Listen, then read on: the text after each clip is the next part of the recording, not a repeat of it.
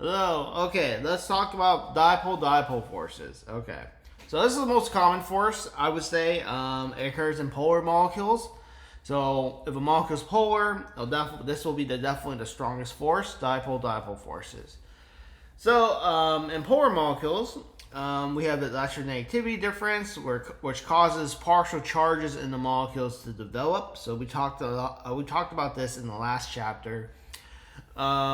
So you can think of like molecules like the Earth, right? It has a negative and positive pole, north and south, like a magnet.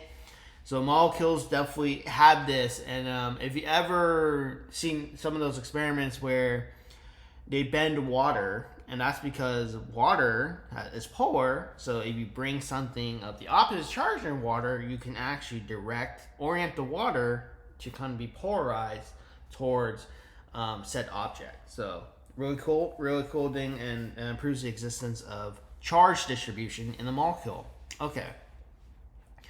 So this force occurs between opposite poles of the molecules, hence the name dipole-dipole interaction. So it's kind of like how magnets align. They have two ends there, a positive and negative charge, and they attract each other in specific orientations.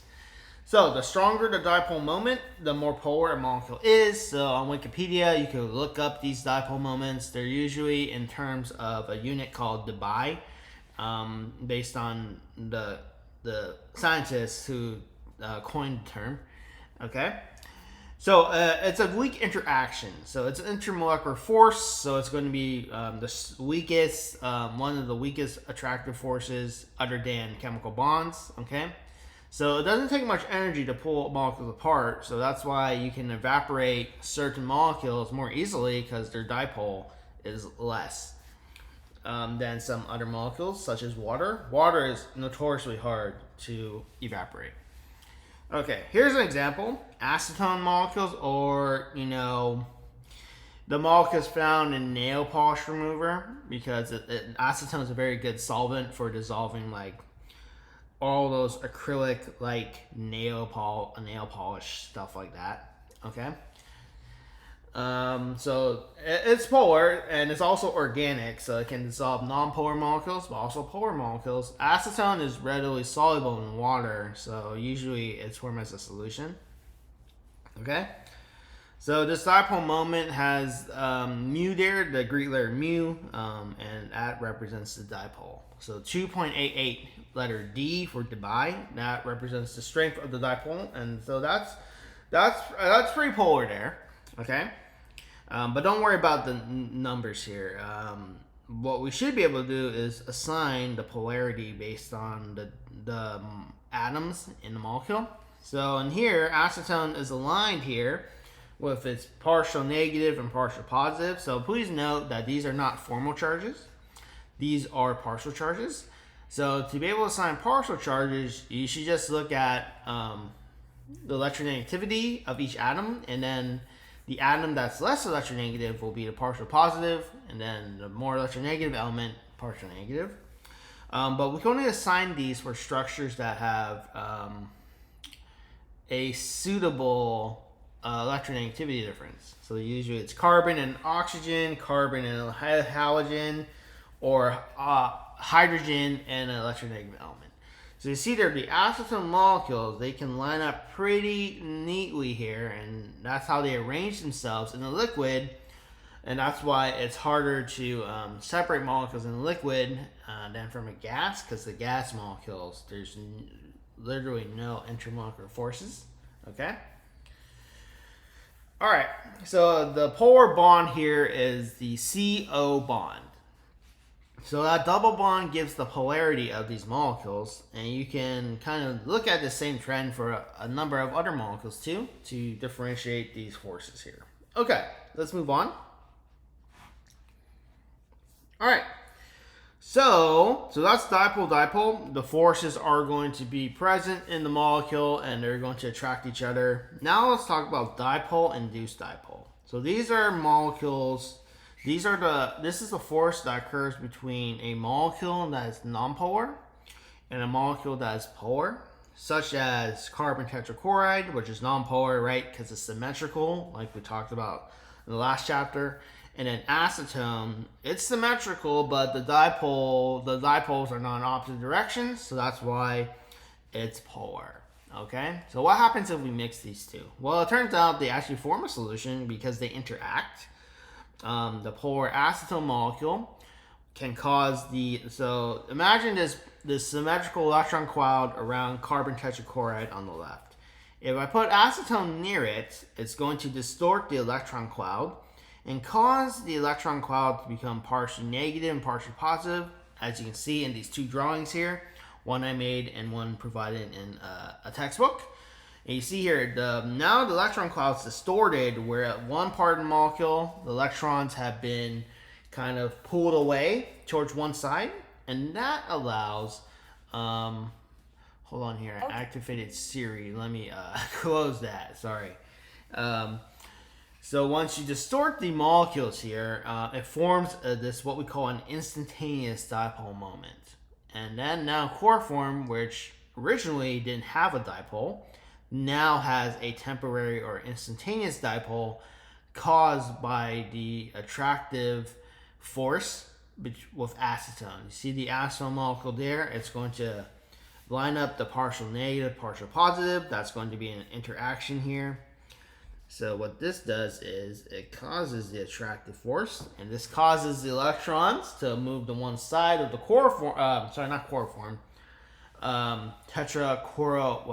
let's just be consistent here, carbon tetrachloride molecule, and this causes the attractive force to be born. Okay, so you can kind of see this in both pictures here, like so.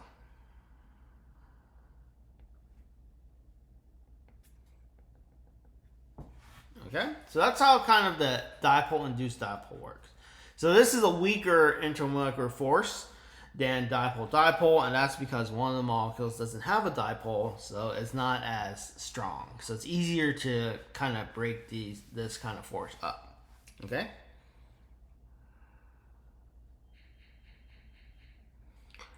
All right, so this tidbit here I kind of just explained, but please read over it in case you might miss my explanation or you need a better explanation. All right, now let's talk about the forces that exist between a molecule that's nonpolar.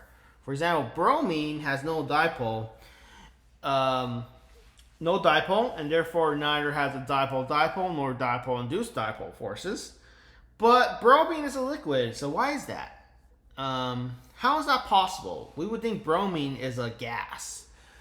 And it turns out a liquid can exist, okay, if there's a sufficient forces of attraction between the molecules to hold them together, okay? So there must be some attractive force going on, right? So how is that possible? Okay. So we can say the electrons in bromine are in constant motion, so they're not fixated like in one. They're not very fixated because bromine is a large molecule, not very electronegative. So the electrons around the bromine molecule are not going to be let's say stationary in a sense. So what I've drawn here is this back and forth arrow where the electrons redistribute themselves between being evenly distributed and then where it's asymmetrically distributed, where now it forms a dipole. Okay? So this is what we call a temporary dipole moment or instantaneous dipole moment. And then when that happens, we can form a very weak force where the bromine molecules are going to be attracted to each other based on this separation of partial charges there. So you kind of see that in this picture here. And we can see that these fluctuations, when they occur around neighboring bromine molecules, they can form a very weak attractive force called an induced dipole force of attraction. And this is by far the weakest IMF ever.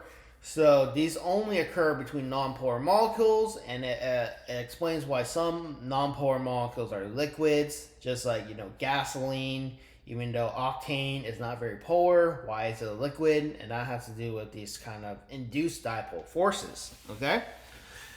So, and this also explains why iodine, you can buy at the store.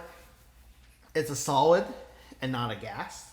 But iodine is actually a volatile solid. So you actually do see iodine giving off gas, but it's you usually find it in nature as a solid, and it's added to food that way as a solid. So it's pretty stable as a solid. But it does give off a gas. If you ever seen iodine in a beaker, and I'll show you a picture. Okay. All right. So let's go over the forces we just talked about. So, okay. So, these fluctuations in electron densities around the bromine molecules, they happen constantly, and these dipoles are created almost instantaneously.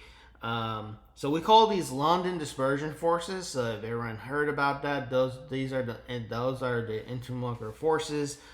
So there's a few names: London dispersion force, or London forces, or you could just call them dispersion forces, and that has to do with electron interacting with each other, electrons moving and causing instantaneous dipole moments. So this explains why helium, a gas, can form a liquid at low temp. Oxygen, nitrogen, it has to do with these weak London dispersion forces. Okay. So all molecules have this force, so they all experience it, but all molecules, not all molecules will be, their forces are not determined mainly by the London dispersion forces, but it's present in addition to other stronger forces, okay?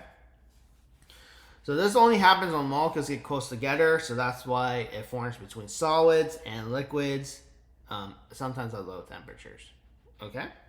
So here's the picture of iodine. Like I said, you see here it's a purple color, and that has to do with the many electrons of iodine. But you see there's kind of a, if you look at the size, there's like this purple vapor, and that's iodine giving off, going to the gas phase.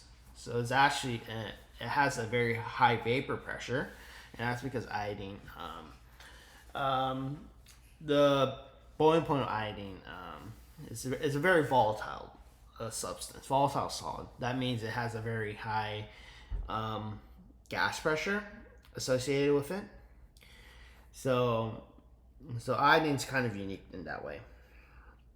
And if you heat it enough, you can actually convert it all to the gas form. Okay. So let's take a look at the melting points and boiling points. So what does that tell us? So the stronger the intermolecular forces in a molecule, the higher your melting point will be. So we can kind of see that in this trend here. Chlorine has the lowest melting point and the lowest boiling point, so it's a gas at room temperature. But bromine, it's a liquid at room temperature. But you see here that the trend is the higher the molecular weight, the higher the melting point and boiling point. And that correlates to stronger intermolecular forces, because bromine and iodine has way more electrons than chlorine. So you have more electrons, you have more intermolecular forces, more stronger instantaneous dipoles. So you have a higher melting and higher boiling point. Okay? So you can predict which one has the higher or stronger intermolecular forces by comparing directly melting point and boiling point. And we'll talk about a few other trends too. Okay. All right, so here's something I want to get across here, that the magnitude of the induced dipole really depends on the ease on which a molecule can form a dipole moment. Okay? So how easy is it to move electrons to one side of a molecule? And this has to think, you have to think about electronegativity. Which one is less electronegative? Which one is more larger? So we want to think size and more electrons. The bigger the size and the more electrons you have, the stronger or more strong your London dispersion forces will be, because you have more electrons, and then you have more electrons, you're going to have more protons, and with that you can have a stronger polarized molecule, because on one side you have more electrons, more negative charge. Then on the other side you have more protons in the nucleus. Therefore, you're going to exhibit more partial charge to attract electrons from another molecule, so stronger forces, okay? So we call this term polarizability. Hard term to pronounce, try saying that a few times fast. So it depends on the number of electrons in the molecule. So the more electrons you have, and the less tightly they're held, and the bigger the atom is, or the molecule, the easier it is to have these forces. And you have stronger ones at that. And that's why iodine has a higher melting and boiling point than bromine. Because iodine has a larger molecular weight, okay? So if we compare like similar non-polar substances, right, these dispersion force attractions, they often add up with increasing molecular weight. So if we compare the trend again from chlorine to bromine to iodine, we can see that the strength of the IMFs are increasing because of the increased dispersion forces, which is due to the increased molecular weight. And that has to do with more electrons, okay? So that doesn't have to really do with like more protons. Well, I wouldn't say protons, but like more mass. It has to do with the number of electrons present. So if we think about the electrons, as we increase the molecular weight, right, the atoms getting bigger. So this increase results in an increase in the distance of the valence electrons from the nucleus as we move down the periodic table. So as this distance increases, electrons are held less tightly and they can be easily pushed or distributed to one side of the atom at an instant. And that causes this dipole to form easier. So that's why iodine is a solid, because it has stronger forces that develop due to this phenomenon. Okay. So here I want to highlight in general this polarizability and induced dipole forces. They increase as the number of electrons in an atom, ion, or molecule increases. Okay. So just think about it. If you have two nonpolar molecules, choose the one with the larger molecular weight. It has more electrons, and the molecule will get bigger if it has a larger molecular weight. Okay? All right.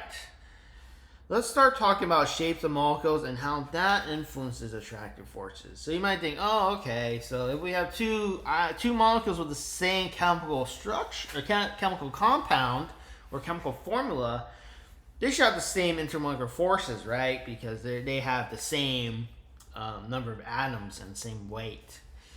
Now, we're going to kind of dispute that right now, okay?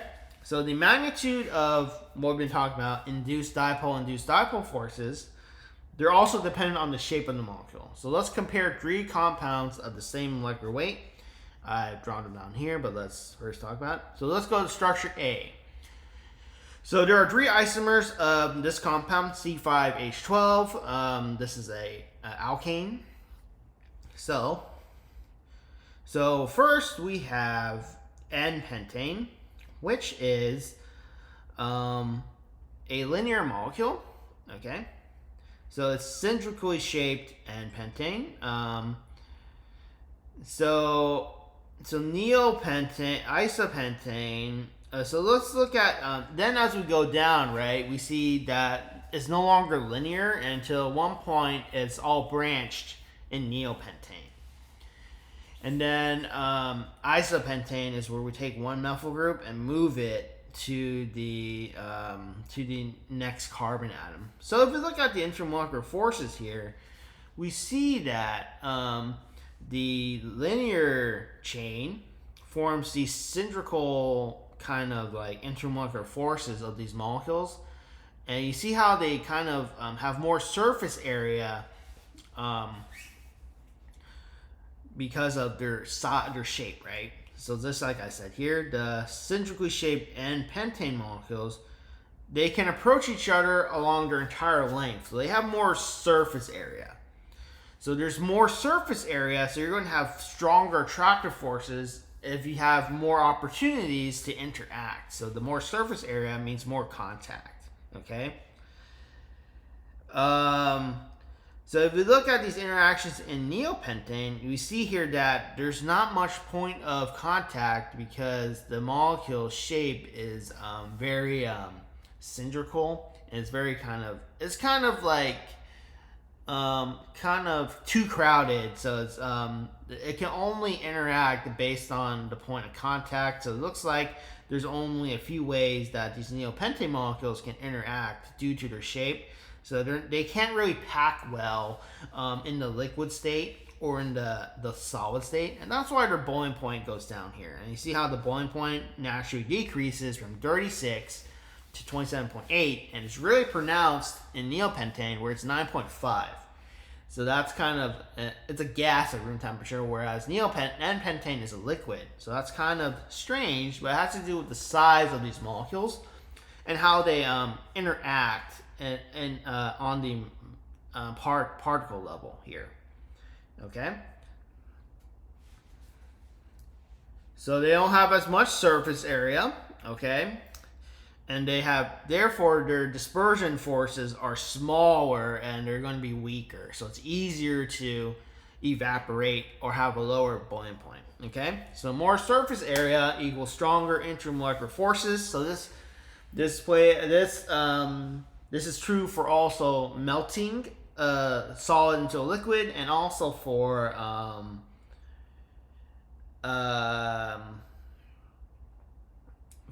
going to the gas state from liquids to gases. Okay. All right. So that was that example here. So isopentane is kind of in the middle. So it's not bad or it's not too bad. It's not good, but it's not too bad either in terms of the boiling point difference. It's right there, smack in the middle. Okay. All right, so let's end that video there, and then we'll continue on talking about this trend, okay? So I'll see everyone in the next video.